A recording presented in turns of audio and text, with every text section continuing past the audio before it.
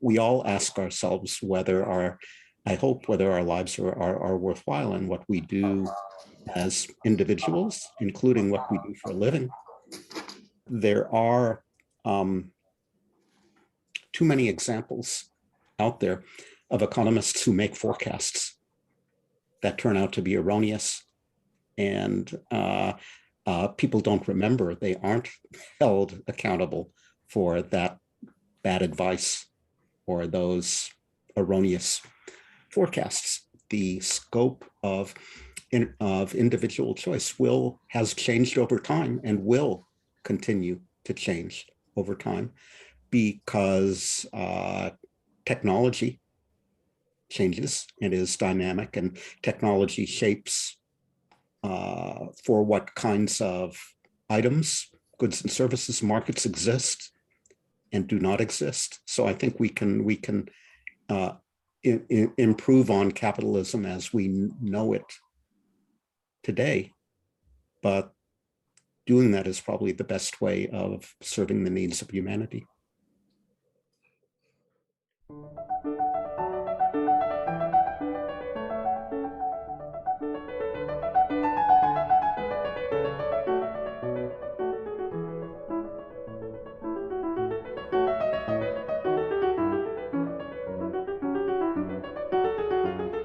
So maybe I can start with a story about my teaching. I actually teach the PhD students at Cal economic history, and I used to always start the semester's lectures with discussion of why economic history matters, which is a more specialized version of your question.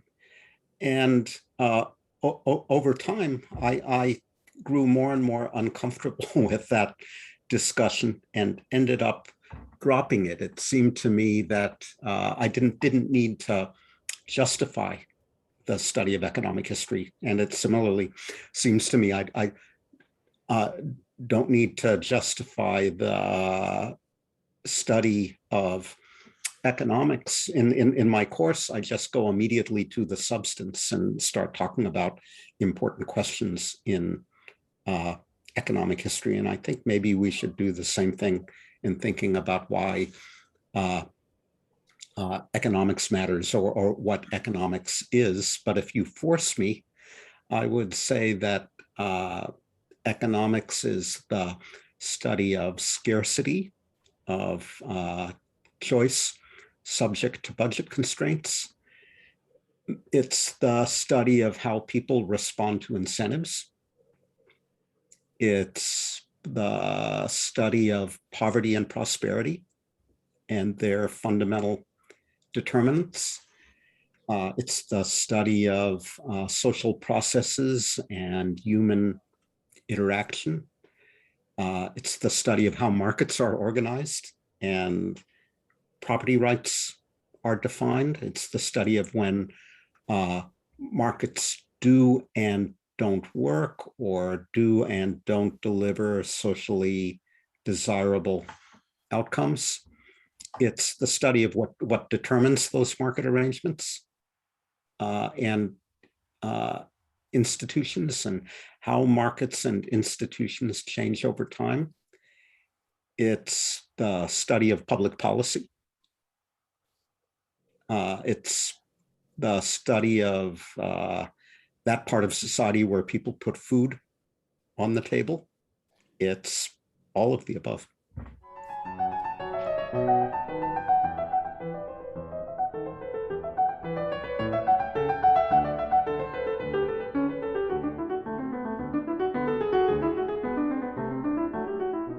So when you sent me this question, I had to look up the definition of engineering.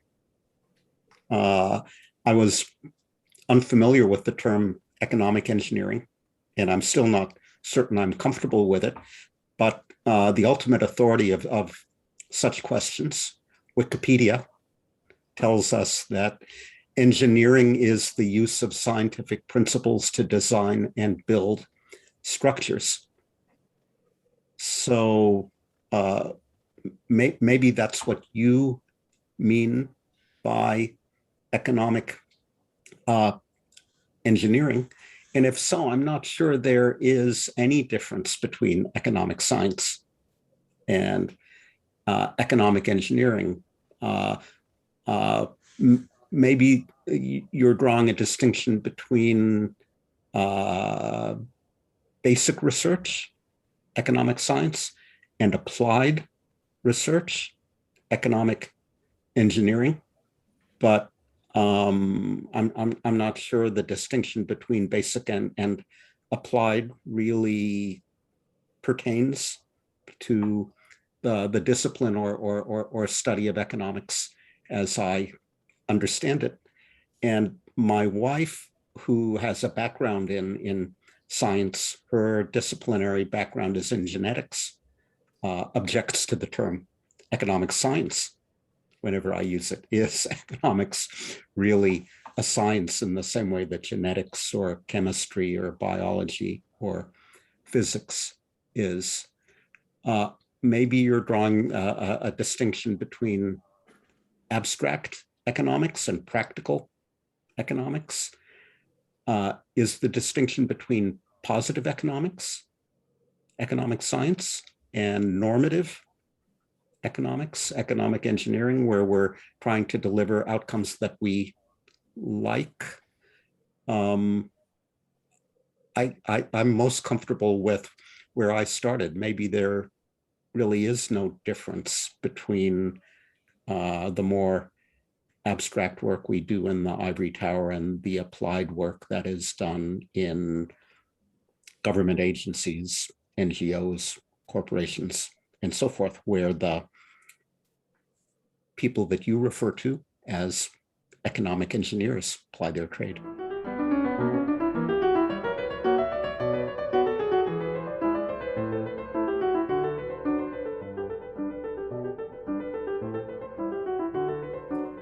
I think economics can certainly serve the common good. Whether it always does is a separate question, and I'm sure different people would give you different judgments on that score. Economics, in my view, is about informing the choices that we make as a society. So if economics informs those choices well, then yes, it serves the common good. And I would leave it at that.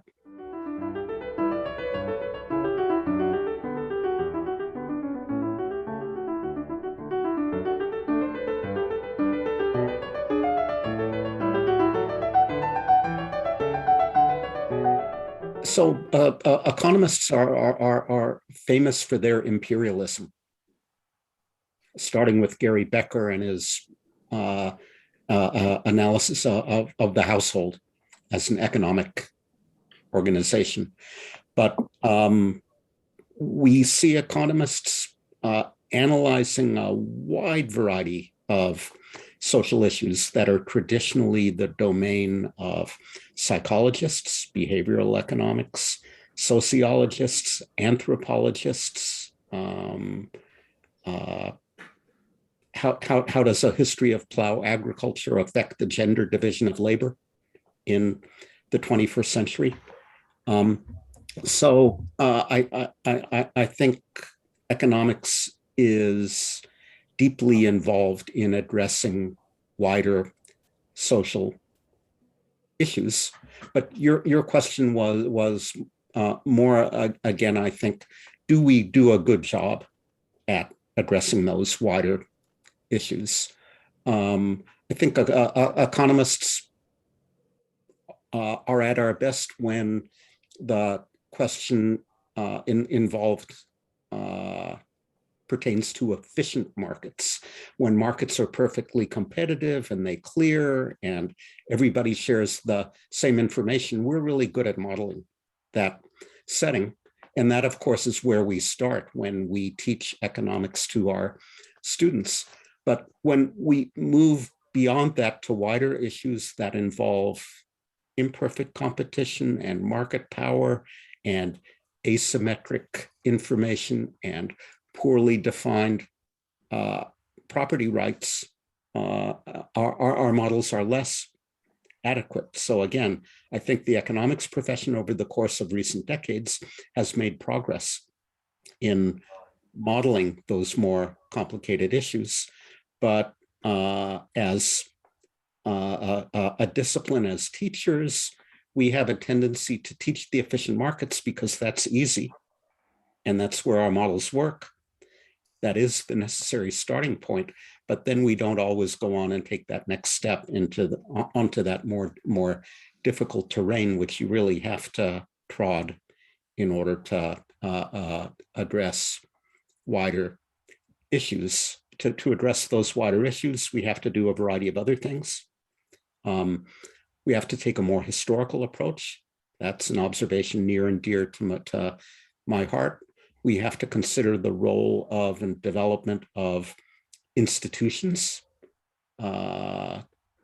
We have to remind ourselves not to focus on currently trendy issues to the neglect of others. So I don't think this is necessarily a particular flaw of economics and economists, many disciplines with which I'm familiar. I spend a little bit of my time in political science and a little bit of my time in history, and there is similarly a tendency there to focus on what is currently trendy, maybe to the neglect of other equally important or more important wider issues. Again, I think there's a tendency to focus on issues where our tools work well, where our tools have purchase, and those are not always the most important wider social issues. So that's something important to always bear in mind.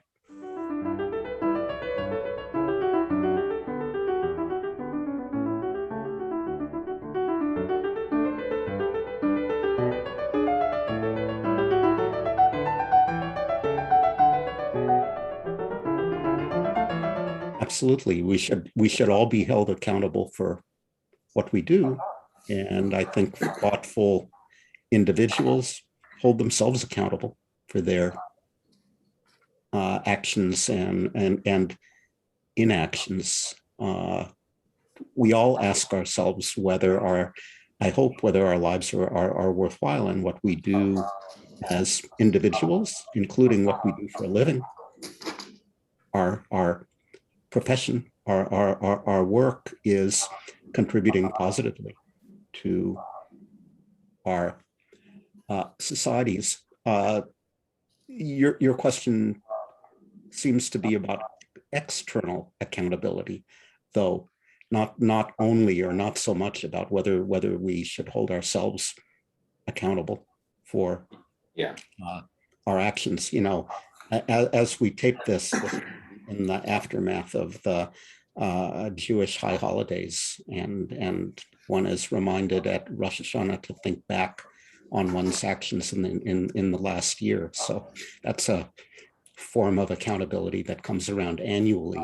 But in terms of external accountability, yes, I think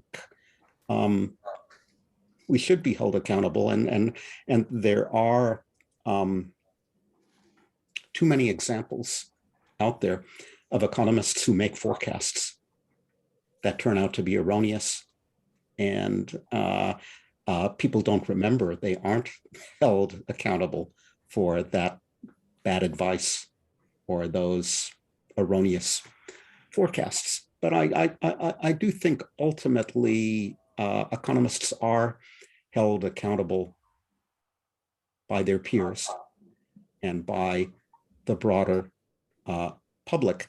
So I think, for example, about the new classical macroeconomics, where people were building very abstract models of markets that cleared and business cycles that were generated exclusively by technology shocks, models that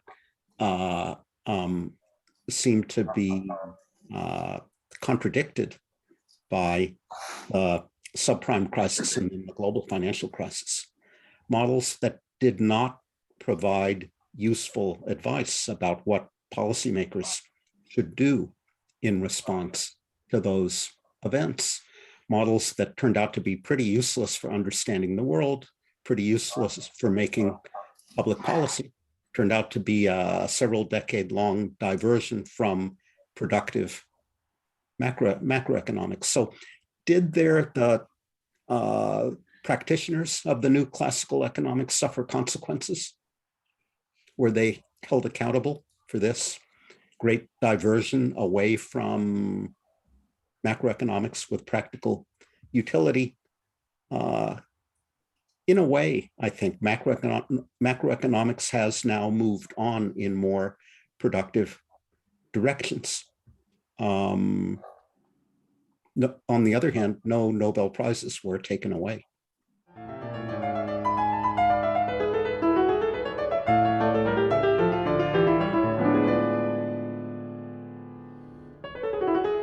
So I actually don't use that term in my teaching. I don't use it in my research. I don't use it in my writing. Should we think about capitalism as a word, as a term that dates from the 19th century? Should we think about it as a concept? Should we think about it as a reality? I guess I think about capitalism as defining economy and society that are organized around markets, around private property, and around individual choice. I guess we can think about capitalism in terms of what is not capitalism. Capitalism versus feudalism, capitalism versus socialism. You know, those oppositions bring us back to economy and society organized around markets, around private property, around individual choice. I'm also reminded that there is a literature on varieties of capitalism, you know, coming out mainly of thinking about different ways that economy and society are organized in different European countries, but more generally as well. So I do not think it's terribly useful to think about capitalism. Maybe it's more useful to think about capitalisms, plural.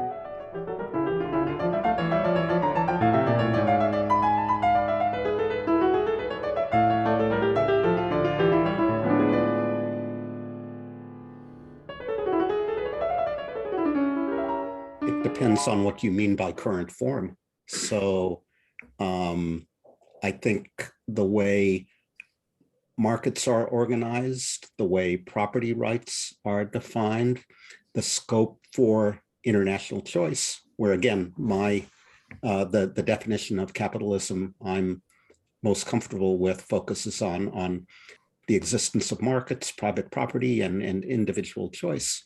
The way markets are organized, the way private property is defined, the scope of individual choice has changed over time and will continue to change over time because technology changes and is dynamic, and technology shapes for what kinds of items, goods and services markets exist and do not exist. And similarly for private property and the kind of things that we can choose as individuals.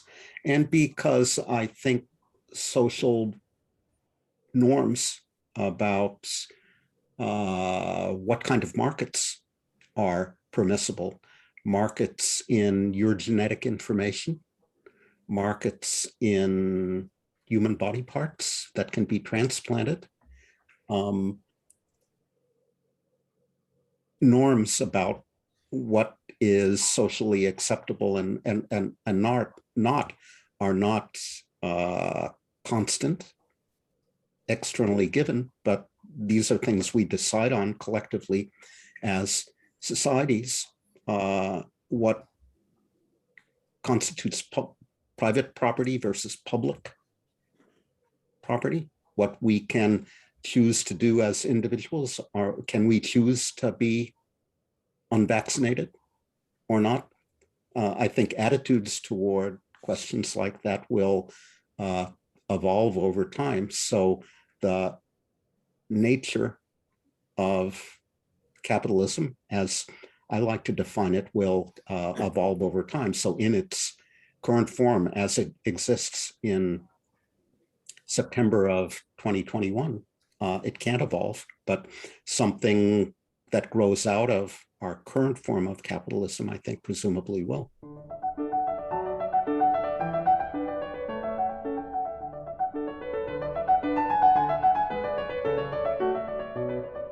So, do you remember what Winston Churchill said about democracy? That democracy is the worst political system except for all the others. So I think an economic system organized around markets, private property, and individual choice is the worst possible economic system except for all the others. So we can certainly improve on how our markets are organized and our private property rights are defined and how individuals make choices. We can improve on our current form of capitalism so it better serves the needs of humanity. We can recognize that in a world where there exist externalities and where there exists market power, simply using the phrase capitalism and unregulated markets interchangeably is not useful. So I think we can improve on capitalism as we know it today, but doing that is probably the best way of serving the needs of humanity.